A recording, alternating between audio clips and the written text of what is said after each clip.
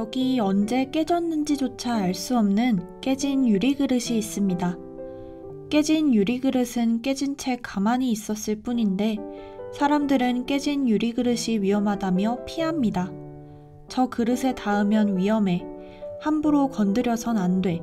란 말과 함께 이 이야기는 깨진 유리그릇으로 흔히 비유되는 자립준비 청년에 대한 이야기입니다.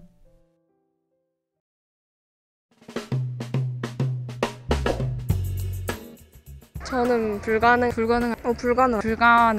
것 같습니다. 너무 힘들 것 같아요. 너무 막막할 것 같습니다. 일단 당황스럽긴 할 텐데 제 힘으로 최대한 열심히 살아가려고 노력할 것 같습니다. 아니요, 저는 잘 못 들어봤어요. 아니요, 모르겠어요. 아니요. 아니요. 네, 조금 알고 있습니다. 보호가 종료되면은 어느 정도 금액을 가지고 혼자서 생활을 해야 되는 그런 청년으로 알고 있습니다. 보육원과 같은 보호시설에서 지내다 홀로 독립하는 이들을 자립준비 청년이라고 합니다. 보육원에서 자라다 사회로 나와 홀로 서기를 준비하던 청년이 숨진 채 발견됐습니다. 자립준비 청년 절반이 극단적 선택에 대한 충동을 느꼈다고 하죠. 자립준비 청년 2명이 잇따라 극단적인 선택을 하면서 또 다른 사회의 그늘을 드러냈는데요. 자립준비 청년, 얼마나 알고 계신가요?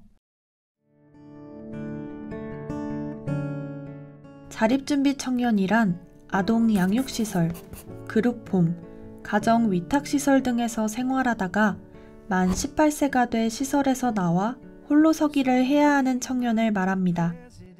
2021년 보호종료 아동에서 자립준비 청년으로 명칭이 바뀌었고 법률 개정으로 보호종료 연령이 만 18세에서 만 24세로 연장되었습니다.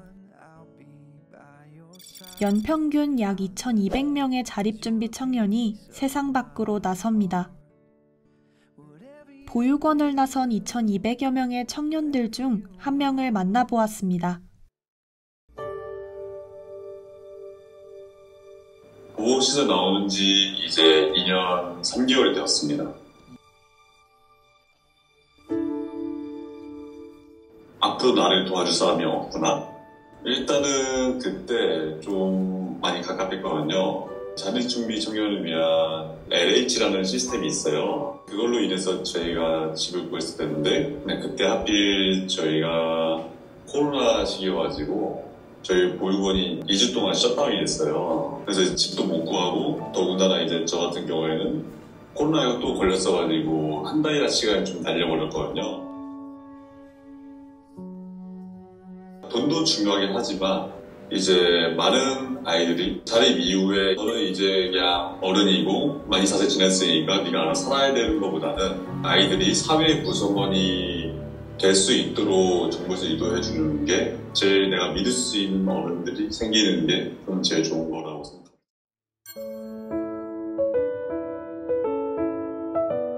본질적인 어려움은 외로움이라고 생각해요. 부모님으로부터 그 독립한 친구들도 혼자 살면은 공허함을 느끼거나 외로움을 느낄 수 있거든요. 근데 돌아갈 곳이 있고 뭔가 쉴 곳이 있다는 것 자체로 조금 더 안심이 되기도 하는데 이제 친구들 같은 경우는 지지체계가 아예 없는 경우가 있어가지고 그때는 나의 일상과 나의 뭐 직업적인 준비나 여러 가지 선택을 본인이 다 책임져야 돼서 약간 그런 거로부터 외로워하거나 부담을 많이 느끼는 친구들이 많은 것 같아요.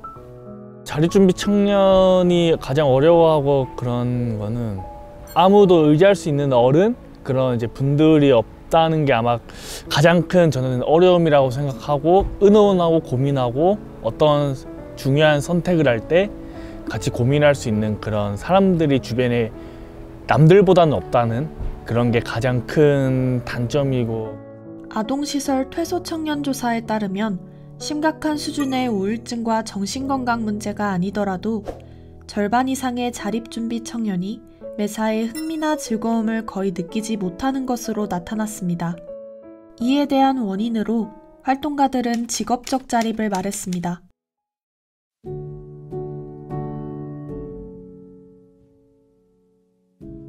평균적으로 자립준비 청년 4명 중 1명만이 대학에 진학합니다. 자립준비 청년의 취업률도 여전히 절반에 미치지 못하고 있는데요. 취업한 자립준비 청년의 직군 또한 기계조작 및 단순 노무, 전문직, 서비스 판매직의 비율이 크게 나타났습니다.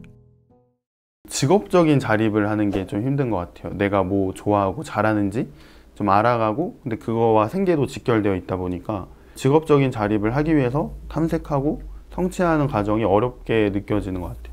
이제 생계가 아니라 내가 하고 싶은 업을 향해 조금 삶을 영위하면 더 풍족해지잖아요. 근데 생계에 초점을 맞추다 보면은 되게 꿈꿀 수 있는 게 작아지는 것 같아서 직업적인 자립이 어렵지 않나? 라는 생각을 해요. 자립준비 청년들이 믿을 수 있는 어른, 국가는 그곳에 자리해야 합니다. 국가는 자립준비 청년을 위해 어떤 정책을 펼치고 있을까요? 대표적인 정책으론 자립정착금과 자립수당이 있습니다. 처음 보육원을 나설 때 자립정착금 2천만 원, 그리고 매달 생계를 위한 자립수당 50만 원을 5년간 지원받게 됩니다. 이러한 경제적 지원에도 청년들은 여전히 막막합니다. 치솟는 물가, 치솟는 월세로 인해 정책은 충분한 지원이 돼주지 못하고 있습니다. 이 밖에도 경제적, 심리적 지원, 그리고 자립에 필요한 실질적인 생활 지원 등의 다양한 정책이 마련돼 있는데요. 그럼에도 활동가들은 정책상의 아쉬움을 이야기했습니다. 저는 기간이 약간 좀 짧다? 왜냐하면 이제 자립준비 청년이 5년 이내에 지원을 해주고 그런 혜택들이 주어지는데, 아까 말했다시피 이제 그 이후 넘어가는 시점에서는 지원이 다 끊기고 오로지 진짜 홀로서기를 해야 되는 그런 시점에서 대학 생활을 하고 4년이 지나고 1년 취업 준비를 한다고 하면 그게 바로 홀로서기가 될 수 있을지라는 저는 그런 의문점이 있습니다. 이런 경제적인 지원들은요, 사실 4년, 5년 전에는 전혀 없었던 것들이에요. 그런 지원들이 필요하다라는 걸 저희가 정부의 정책으로 많이 제안했고, 그게 이제 법으로 혹은 지원 제도로 만들어진 계기가 된 거거든요. 그래서 자립수당, 자립정착금, 그리고 CDA 통장이나 혹은 LH 주거 지원, 또 심리적인 지원까지 이제 연결이 돼 있어요. 그러니까 이거는 사실 기초적인, 아이들이 자립하기 위해서 기초적인 지원이라고 보는데요. 그러면 이것들은 어느 정도 기초적인 토대를 갖추었다면 이제 그 이후를 바라볼 때라고 생각하거든요. 그러면 이 친구들에게 온전한 자립을 해주기 위해서는 이런 경제적인 지원도 물론 필요하지만 더 필요한 것은 사실 일자리 지원 정책인 거죠. 그래서 자립준비 청년에게 맞는 특화된 그런 일자리가 좀 정부와 기업이 연계해서 만들었으면 좋겠다라는 생각을 하는데요.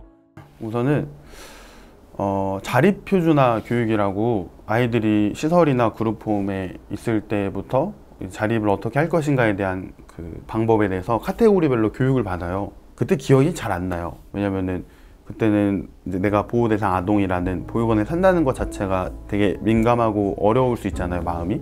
그래서 자립에 대해 되게 막연하게 생각하고 와닿지가 않을 수가 있는데, 그리고 그런 PPT 같은 집체형 교육을 하다 보면은 별로 전달력이 좋지 않은 것 같아요. 그래서 뭐 물고기가 아니라 낚시 잡는 법을 가르쳐야 된다 하지만 그 낚시 잡는 법을 PPT로 알려주면은 안 와닿잖아요. 그래서 같이 무언가를 해보는 체험형 교육 프로그램들이 많아졌으면 좋겠다고 생각을 하고요.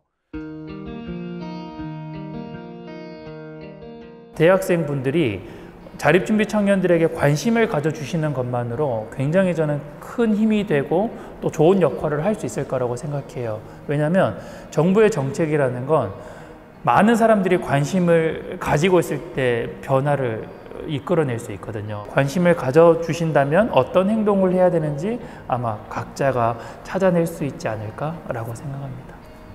이런 사람이 있구나, 이런 청년이 있구나라는 존재를 알아주시는 것만으로도 좋은 것 같고, 근데 이제 자립준비 청년 아니더라도 사실 사연 없는 사람이 없어가지고 되게 막 잘 컸다, 안타깝다 이런 연민보다는 그냥 너도 나도 청년 이런 인식을 좀 확산하는데 도움을 주시면 좋지 않을까.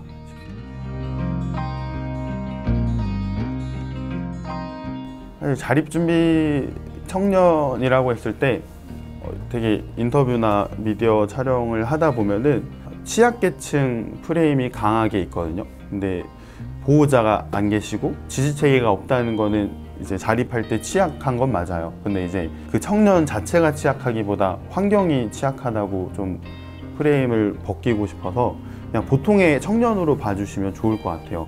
자립준비 청년이라고 해서 사회에 기죽기보다는 저는 이제 같이 우리 사회에 한 인원으로 같이 녹아들어서 자립준비 청년이라고 표현을 안 해도 같이 어울릴 수 있는 그런 사람들을 아이들이 살았으면 좋겠다는 그런 마음이 있습니다.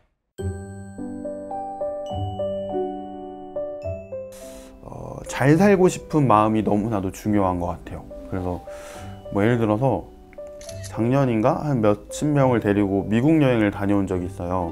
근데 미국 여행을 너무 재밌게 즐거운 시간을 보냈는데 그 아이들이 또 오고 싶대요. 또 오고 싶으면 나중에 커서 돈도 벌어야겠죠. 직업을 가져야 될 것이고 또 대학에 가기도 해야 될 것이고 그러니까 여러 가지 청사진을 그려보기 시작하는 거예요. 근데 이게 뭐 어떤 교육을 받는다 이게 아니라 그냥 여행을 통해서 잘 살고 싶은 마음이 생긴 거거든요. 그래서 이런 잘 살고 싶은 마음을 내가 찾을 수 있는 방법으로 많이 생각해보고 어떻게 살면 좋을까를 좀 더 구체적으로 많이 자주 생각해 보셨으면 좋겠어요. 이건 우리 자립준비 청년들에게도 꼭 해주고 싶은 말이기도 하면서 이 영상을 보시는 많은 분들에게도 함께 해드리고 싶은 말인데요. 모든 사람은요 언젠가는 경험하는 게 있습니다. 이건 누구도 피할 수 없는 거거든요. 뭐냐면 죽음이에요. 모든 사람들은 언젠가는 죽음을 경험하는데 그런데 이와 동일한 게 또 한 가지가 더 있습니다. 뭐냐면 모든 사람은 언젠가는 고아가 된다는 거예요. 그러니까 우리 아이들이 경험하는 지금의 삶들은 잘못되거나 나쁘거나 다른 경험을 하는 게 아니라는 거죠. 모든 사람들이 언젠가는 경험해야 될 그 경험을 먼저 했을 뿐인 거예요. 맞죠? 그래서 제가 자립준비 청년들을 만나면 항상 이런 이야기를 해주거든요. 사람들이 너를 편견의 눈으로 바라보더라도 너는 그 사람을 위로하는 눈으로 바라봐줬으면 좋겠어. 왜냐면 네가 살아온 지난 그 시간들을 앞으로 살아갈 사람들이야. 너의 지나온 시간은 많은 사람들을 이 세상을 위로할 수 있을 거야 라고 이야기하거든요. 자립준비 청년 우리 아이들이 좀 힘을 얻었으면 좋겠고 그 힘을 제가 같이 전달하는 중요한 역할을 같이 할 테니까 그걸 믿고 같이 떳떳하게 살아가고 우리 사회에서 행복한 삶을 살 수 있는 그런 아이들이 됐으면 좋겠어요. 올고에 처음 나왔을 때 혼자가 되었는데 그때 인생 처음으로 외로움이라는 감정을 좀 느끼게 되었어요. 친구들 다 대학교 가서 애들이랑 술 마시고 놀고 딱 대학 캠퍼스 지기로 하는데 저 같은 경우에는 그냥 혼자 나와가지고 홀로 서기를 이제 시작하려고 준비 중이다 보니까 남들과 좀 거리감 또 아니면 또 괴리감도 느낄 수 있을 거라는 생각이 들어요. 근데 이제 이거는 그들만의 인생이고 나는 나만의 인생이 있으니까 어떻게 가고 내가 하고 싶은 게 무엇인지에 관해서 좀 더 생각하고 나오시는 게 제일 좋을 것 같아요. 그리고 제일 중요한 거는 남들과 다르다고 남들과 비교하지 말고 그냥 내가 굳건하게 내 인생을 위해서 행복하게 잘 사는 게 중요하다고 생각이 들어요. 깨진 유리그릇은 외면당하기 마련이지만 이 그릇에도 물을 채울 수 있는 방법이 있습니다. 끊임없이 물을 붓는 것은 소용없겠죠. 그렇다면 깨진 유리그릇을 우물에 담그는 겁니다. 우리 사회는 자립준비 청년에게 이러한 우물이 돼주어야 합니다. 깨지고 아픈 청춘들이어도 우물 안에선 다시 물을 채울 수 있도록. 자립준비 청년, 보통의 청춘을 위해선 우리 사회가 사랑과 관심의 우물을 만들어야 할 것입니다.